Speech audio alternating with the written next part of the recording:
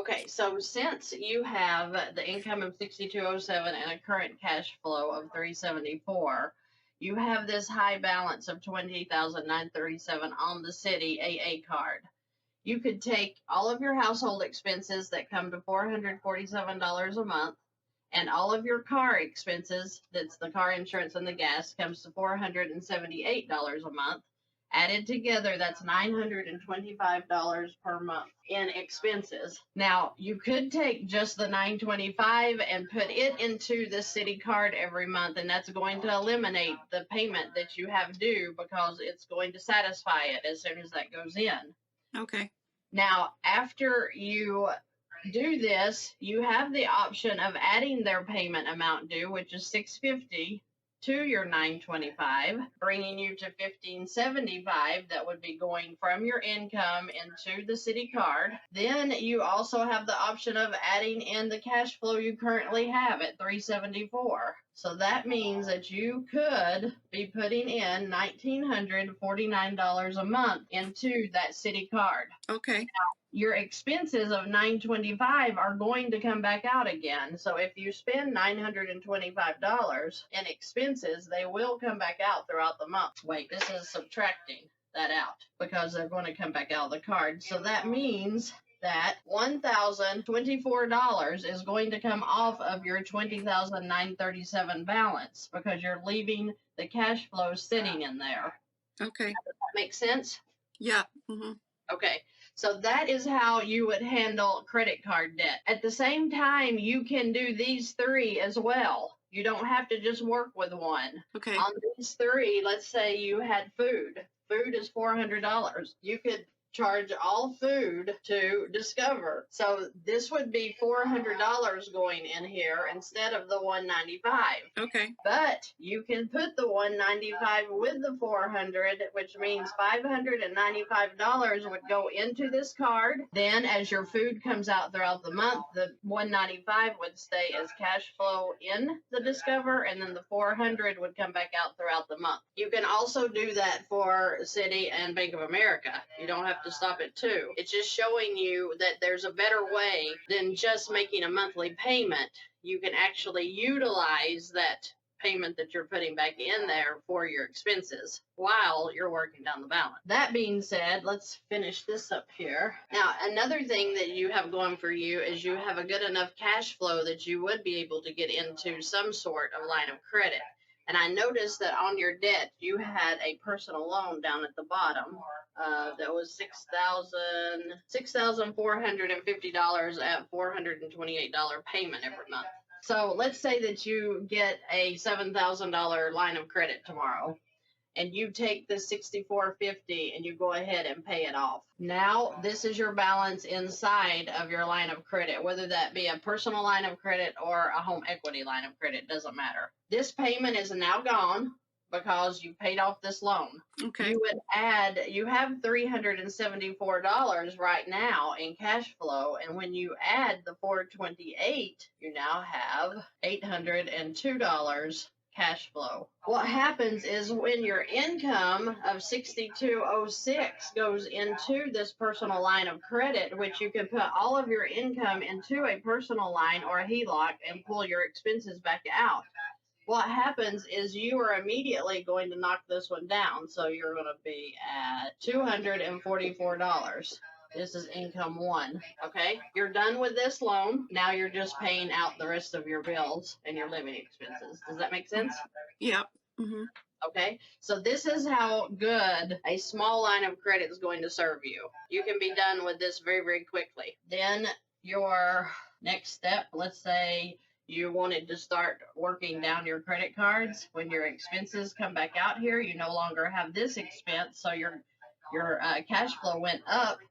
Your monthly expenses went down, which you're showing at, okay, so you have 3814, 2021. So you have a total expense of 5835. So when you pay off this 428 with your expenses being at 5835, and you're going to subtract out the 428 payment, that means that 5407 is now going to be coming back out in expenses every month. Okay? Does that make Okay. sense so far? Yep. Coming back up. All right. So meaning that your account would go back up to 5651. So this is a very small line of credit, 7,000 that I'm going off of. Imagine if you had 15, then you're going to come in and start wiping out some debt, right? You've got a small car loan here that you would even be able to grab. Is that 14,000 or 19,000? 19. Okay. So with your home, you should be able to get up to 50,000, 100,000 on your line of credit. If you did, then you're talking about wiping out wiping out the car loan in one smack. Now you're just working down that car loan. This is just with a $7,000 line. You can eliminate some debt here. You could grab $1,000 of your city, pull it in here. That's going to reduce your payment there. If you just get a small line, I wanted to show you options of getting a small line and getting a bigger line. So this is you've done the credit card side, you've done the line of credit side, and now let's look and see what happens when you get into a larger line that's going to be able to pay off your $19,000 car and your $6,450 personal loan. So this is the car and the P loan. So you're going to have a balance on your HELOC, $25,450. Your income would go in at $6,206. Come for month one. So that's $25,450. 6206, leaving you with 19,244. Now, your current cash flow being at 374, your new cash flow, because you've added 428 for the personal loan and you added 456 for the car loan, means that you're going to have 374, 428, 456. $1,258 is now going to be your cash flow, and you get to take off out of your expenses $58.35. You can take off the 428 for the personal loan and then 456 for the car, meaning that here your 49.51 would be added back in expenses, and you would literally be just working this down now.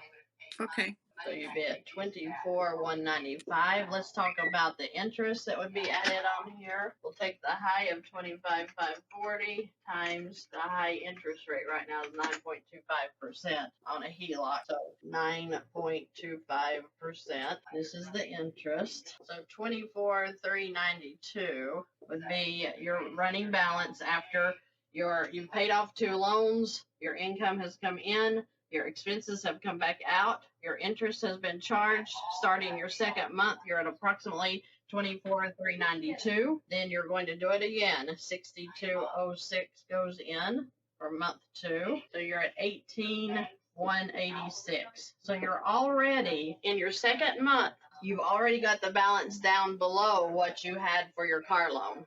That's crazy. Yeah, that's the way it works.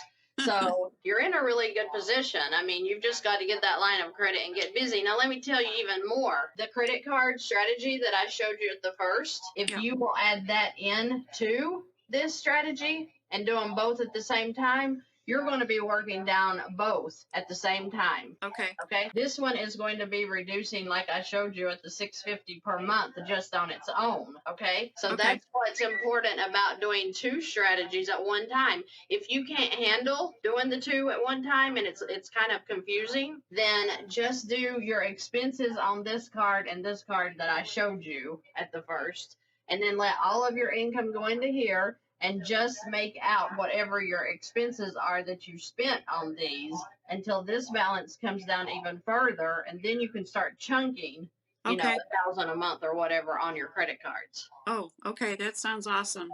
Yeah. All right. Yeah. What questions do you have?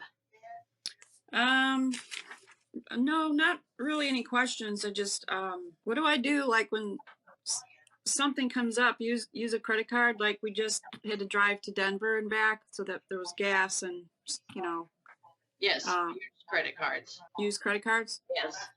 Yes, that's what I do. Like I just got back from a trip in Miami. So I did nothing but use credit cards the whole time I was gone. soon as I got in, I went ahead and paid them.